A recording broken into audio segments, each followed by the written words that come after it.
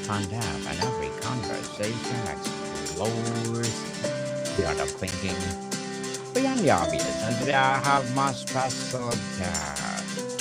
She's a best-selling children's author, no other than Miss Sarah Lipman. Thank you, Daniel. Well, Lovely to be here with you today. welcome, Miss Sarah on Abstract Essay. And can you please introduce more about yourself? Hi, guys. Yeah, sure. Hi, everyone tuning in today. I am Sarah, as Daniel said. I am based in London. I recently wrote and self-published my first book, Sophia Star and a Dog to Love. Um, yeah, that's me. Yes, and thank you so much for sharing your knowledge and wisdom to the world, Miss Sarah. Thank you. Miss Sarah, your book grew from a beautiful, chaotic reality. Your family has been hosting a dog sitting for about 4 years, and visiting dog left its own unique Yeah. stamp on you. So, was there a specific dog, or one moment, a magic or mayhem that made you think, this is not just a memory, this is a story I have to write? Yes, I would say there were several instances of that. As you mentioned, we've been dog sitting, hosting dogs to come and stay in our house with our family for the last few years. Um, all different dogs, small dogs, big dogs, super happy dogs, grumpy dogs, you name it. And Hmm. as you can imagine, with all these different dog characters, um, things happen, right? Stories happen. Things sometimes don't go quite to plan. And I was chatting one day with my mum, actually, who was visiting, and she was like, you've got all these things happening with these dogs and the kids and these little stories. You should write it down and write a book. I think, it was her idea. And I guess what I kind of mulled that over a bit, and I think I went on a holiday and I was chatting with my friend, and the more I thought about it, the more I thought, you know what, she could be onto something. And I don't like to think about things too long. I like to act. I'm definitely a doer, I guess. So yeah, I started it, and it started off more as like a diary, I suppose, like a diary of the dog visits, and the working title was actually 21 Dogs and a Cat, because I think at that point Mm. it had 21 dogs and a cat come to stay. But, as it is with writing, you get your editor. I had a fantastic editor for the project, um, and things change. And so ultimately, that diary formed the inspiration for the book and what we're looking at here today. Miss Sarah, you have two young daughters, aged 8 and 6, who share Sophia's dream of having their own dog. How much Sophia's yearning, her determination, and even her chaos inspired by watching your own children navigate the powerful wish. Good question. I'm certainly asked a lot, um, "Mummy, can we have a dog?" I think a lot of parents are asked that. So, yeah, for sure that was something in the mix, in the pot, going round in my head. Um, and I think with the hosting, once we figured that out as a family, I think there was a bit of a thought process there. Right, if we host dogs, we don't have to get one for our kids. We can kind of borrow other people's dogs. So that happened. But yeah, obviously having two young daughters, and seeing them interact with the dogs, and all the things that happen on these dog stays, it's certainly helped shape the book. And I had my girls in mind, for sure, as Sophia kind of came to fruition. You said you wanted to create a book your own children would love and would serve as a memory to all the wonderful dogs who have stayed with you.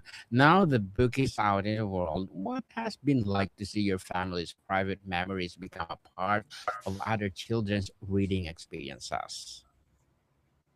Yeah, it's definitely been special. I think the most poignant moment that's definitely stayed with me and had an effect on me was actually the first school visit I did, because I've been touring the book around some local schools and presenting it to the children, etc. And actually, the first school I presented it to was my daughter's school, and I presented the book to the whole school, and then, as is often done with these events, we did a signing, a moment where I'm signing the book and obviously selling it for the parents to purchase for their children. And seeing my kids there, at the little stall that we'd set up that day, and talking to people about the book, and they were so excited. I mean, yeah, that was like a dream come true. And I had to pinch myself for a minute even, because it was like, wow, this book actually exists after tearing my hair out for the last year, going through all the different drafts and etc. It was very satisfying to see them interact with it like that.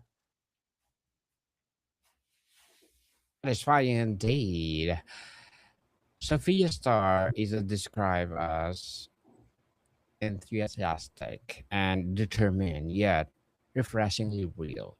She makes mistakes, struggles, and doubts herself.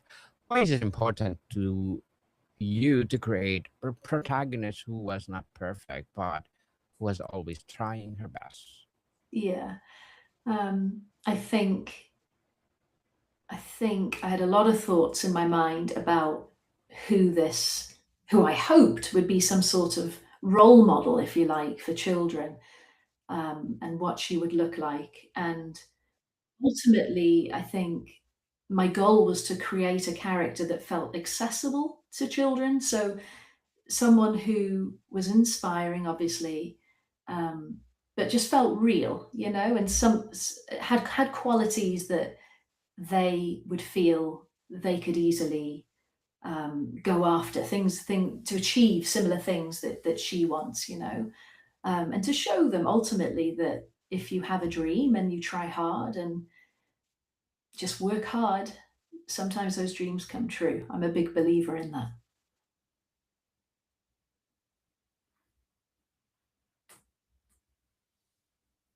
Work hard, yes, definitely. You mentioned that you wanted a strong female lead that children could easily relate to, imagine as their friend. How do you go about building that sense of familiarity, where they're parts of your own childhood self that you poured into Sophia? Yeah, I think you draw on your own experiences, right? Life experiences. Often when I would write, I did a lot of my writing in the night time, actually, just because I think quite a few authors generally say this. It's easier to not be interrupted, obviously, and with two young kids, the only Hmm. time is the night for sure. So I'd often sit here in this room. This is where I wrote it, and reflect on my own childhood and things that had a lasting impact on me, I suppose, and maybe what helped me go after various things that I wanted to aspire to in my life. Um, I think there's a lot to be said for wanting something and then going after it and figuring out how you can make that actually happen. And breaking it down in steps. So yeah, I think there was a lot of thought process along those type of thoughts. Miss Sarah, one reviewer beautifully noted that the book captures that in between age, where you old enough to want responsibility but still young enough to believe every wish could come true if you try hard enough. How did you tap back into the specific tender mindset of being tween?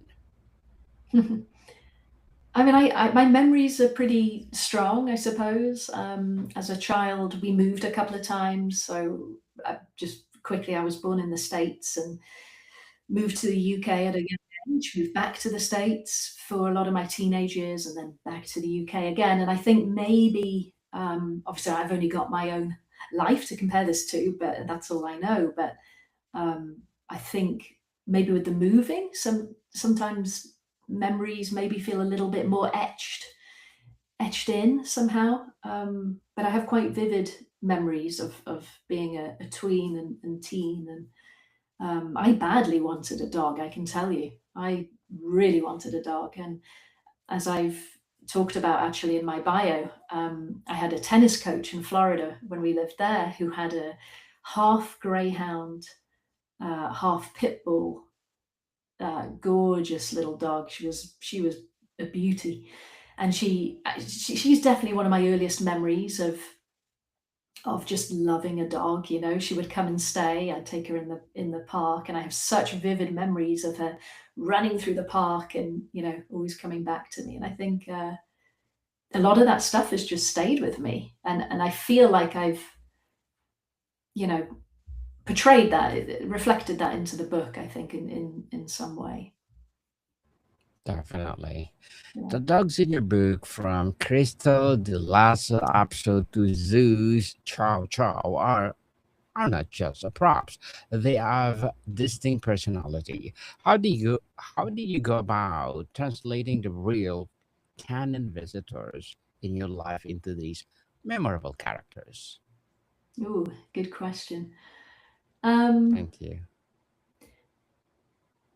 yeah, I guess it's a mix of the recent memories made with the dogs coming to stay, and looking at the cover, we have had a Chow Chow stay in the last few years. We've had, a Chihuahua. We've had a Labrador. Um, Certainly had several cockapoos. I think every other dog in the UK seems to be a cockapoo right now. So I guess it's that first-hand fresh experience mixed in with my love of dogs throughout my whole life, and different young memories, as we've touched on already. Um, but at the end of the day, this is a fiction book. Just to remind on that. So I definitely strove to make each dog character unique and play a key role in the story.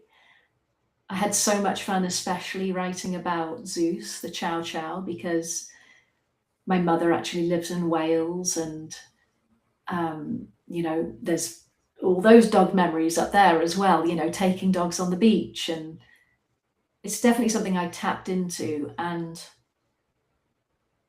I guess as the story came together, and obviously Sophia Starr is the lead character, but it's like what is coming from each of her relationships with these dogs. What does this add to our story? How um, how is this going to portray her developing in her quest to get a dog in the next? I mean, she wanted one as soon as possible, but her parents said, we can see how we go over the next year. So, what do each of these dog characters add to the story? I repeatedly asked myself that question. I came back to it time and time again, and if I felt like there wasn't enough being added, it was back to the drawing board. I'd write out bullet points and think about what adjectives feel apt to describe each of these dogs. Does that still fit with the story? Is it telling the story that I wanted to tell? So yeah, it was. Even talking about it now, it takes me right back. So, Miss I'm Sarah. revisiting it with you, Daniel. So, Miss Sarah, the story weaves in a mysterious woman in a purple raincoat who Yes. seems to be watching Sophia. You've said you always love mystery and were spurred at once. You imagine this character. Why did you feel it was important to add this layer of a gentle suspense to a story about responsibility and friendship? I will say it was a little bit self-indulgent of me, in the sense that growing up, again, thinking about my own childhood, I was a huge fan of, the R.L. Stein books, the Nancy Drews, the Mysteries by Caroline Keene. Um, so I guess with that influence, I had to. It was not even a question for me. I had to have some sort of mystery element to the story. And as the book developed and it became clear, okay, this is focusing on a strong-willed girl and these canine characters, it was like, right, how can this mystery element be woven in a way that really, adds to the book and makes sense. So I set about doing that, and I will say it came quite easily to me, actually, that part, and it just fitted. And I remember I was really excited sending it over to my editor, Law Bingham, who right away was like, "Yeah, this really just adds this extra dimension to the book, and it suits it." Because I was a bit like, you start doubting yourself a bit, or I certainly do for sure. And I was like, does this fit? It feels good, but does this make sense? And she was very reassuring, and yeah, it felt like the right thing to do. I had a lot of fun creating this other character, and also it was a break from thinking about all the canines all the time. Who is this lady? And it's also an important message in the book. When you no spoilers, of course, but yeah, if the kids that read to the end will learn a very important lesson from it. Certainly a moral lesson that linger to our generation to generation to come. For the parents and educators who might be reading this book with a child, what do you hope they take away from the experience? Is there a conversation you hope the story sparks between generations? Yeah, thanks. I think definitely it's one of trying to aid parents to bring up focused, driven, confident kids that believe in themselves. Um, I've seen myself firsthand how that can take time for children to develop those skills and feel comfortable in their own skin. And of course, we talk about that more and more these days, which is great. And I really hope this book helps as an aid, to some of those points. Um, I hope they have fun reading it. I hope they are dog lovers. I think it's so important that everyone is kind to animals. Um, I think a lot of the problems in the world would be actually fixed if we were kind to each other and kind to animals. So I'm a big believer in that, and I think, yeah, hopefully this book goes some way to helping that happen and get better. Indeed, be kind to an animal. People, be kind because they are God creatures like us. One of the book's core message is that love, like dog ownership, comes with the responsibility. In a world where children often want things instantly, how do you approach teaching this lesson through story without becoming preachy? About, you mean waiting and working hard rather than Mm-hmm. instant satisfaction? Yeah. Um, Yes. I mean, believe me, I'm as a mother, I'm still trying to figure this out. I certainly don't have all the answers. I think it's a day by day process, and like taking stock of where you're at, assessing it. What is your child, doing well at? What are they maybe not doing so well at? It's yeah, that's a big question. I think in terms of the book, it's paced quite nicely, in terms of, Sophia has these different dogs come to stay, and her parents are observing her, and we see how that is rolling as the book progresses. And the mum and dad are very supportive of her, but at the same time, they also kind of leave her to her own devices, which I think is really important. Is with her age. She's first year high school in the UK, so um, I think, yeah, age 11 going on 12. So she's got to have it. It was important to me that it felt like the lead character had her own freedom to some extent. And I think, yeah, I think that's really important. It's giving the kids some space to find themselves, and um, yeah, try not to give everything. right away. Let the kids work hard for something and learn that they want it and go after it for themselves, you know.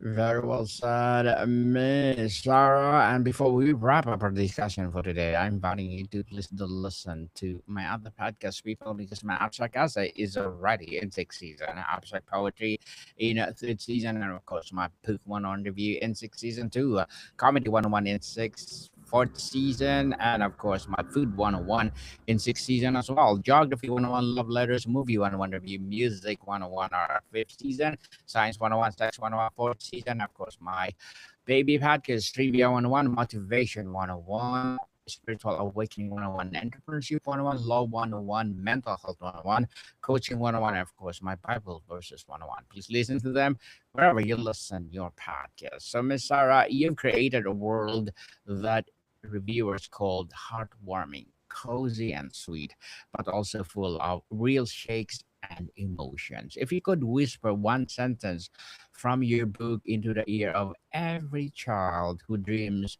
of a dog of their own or any big dream that feels just out of reach, what would you want that sentence to be?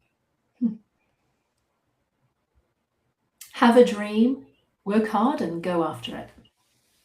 Hmm.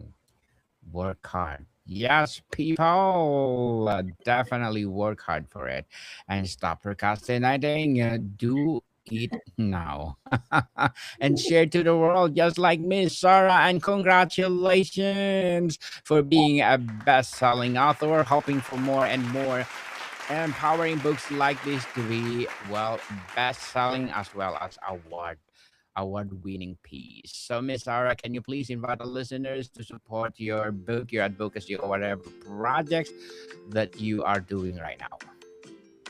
Yeah, thank you so much for listening. It's been lovely to be on your show, Daniel. The book is available on Amazon and waterstones.com, and you can follow me on Instagram and TikTok at Stories by Sarah Lipman. Thanks for listening. Yes, people are supporting Miss Sarah Lipman because if you support her, for sure, more and more empowering children's books like this to rise.